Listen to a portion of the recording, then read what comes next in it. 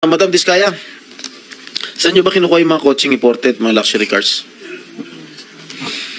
Ang balita ko, doon sa interview mo, binili mo yung isang Rolls Royce dahil nagandahan ka sa payong. Tama ba? Sir, yes po. Samantalang, ilan yung luxury cars mo? Nasa 28 po. 28 lang. Ano, Yes. ano ito mga ito? Rolls Royce, Ferrari? I don't have a Oh, Ferrari. ano yung mga luxury cars? Lamborghini? No rin. Cadillac. Saan binili? Saan binili? Sagutin mo na. Saan mo binili? Sa dealer po. Sino dealer? Dito, local?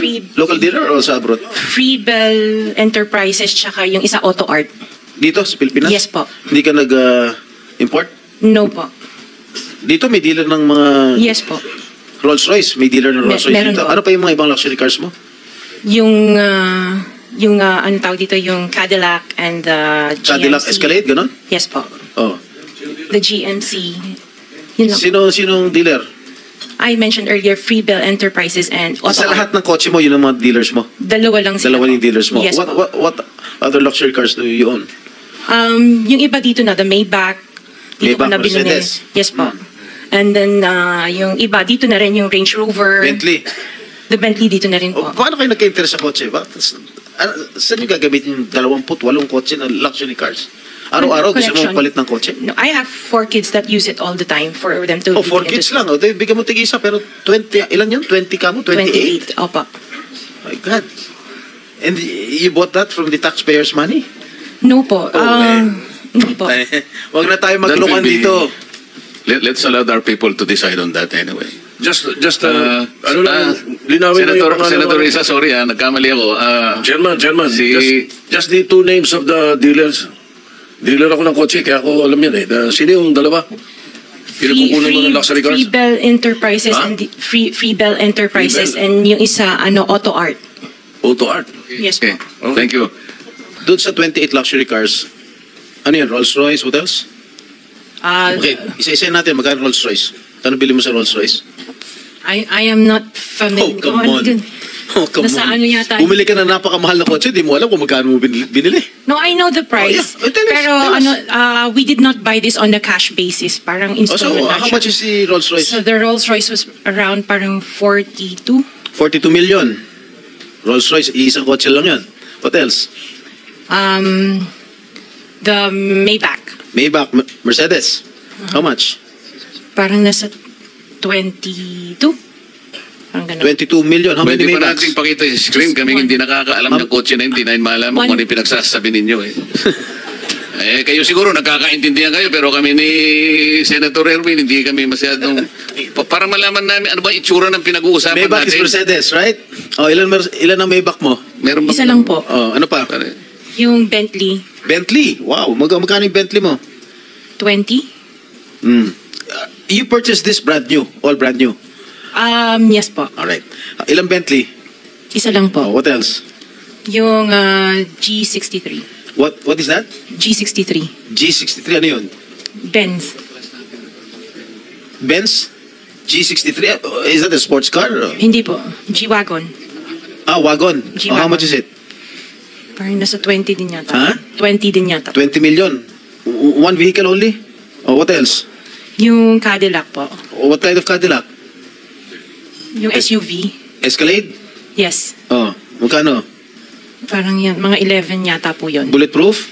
No. Isa lang. One white, one black. Oh, dalawa. Both at 11 million each. Yung isa 8. Yung black. Long wheelbase? Yes po. What else? Yung GMC. What is this GMC? SUV rin to? Yes po. Oh, how many? Dalawa. Dalawa rin. How much each? Parang nasa 11 din yata siya. 11 million each. What else? Yung Suburban. Suburban. Ilan? Isa lang po. Pero I bought that here. Local. Bakit itong mga sinasabi mo? Sabi mo, binili mo sa local dealer dito. Local dealer. Oh. Ay, ibig sabihin, importer. Pero this one sa casa binili yung Suburban po. Oh, magkano? Parang nasa 3 lang yata siya nun. 3 million? Oo. Brand new? Second hand? Binili mo? Second hand? Tapos lahat itong mga luxury cars mo, yung mga Rolls Royce, Maybach, Bentley, Escalade, G63, pare brand new. Opo. Bakit bumili ka ng second-hand Superman?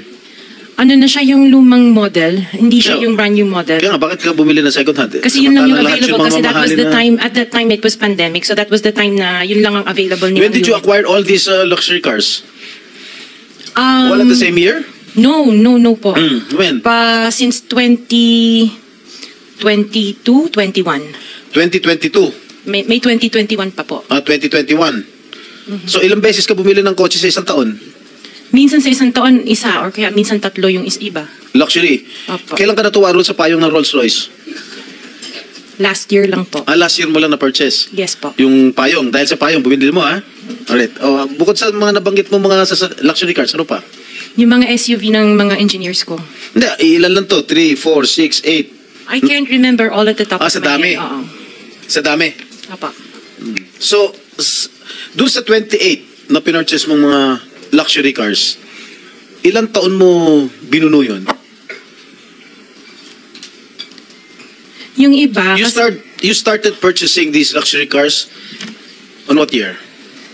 the long wheelbase, yung mga binanggit ko kanina, that was only 2022 No, or 21. when did you start? Yung iba, like, let's say, the autobiography, 2016 What is pa po. autobiography? Ano yan, Range Rover.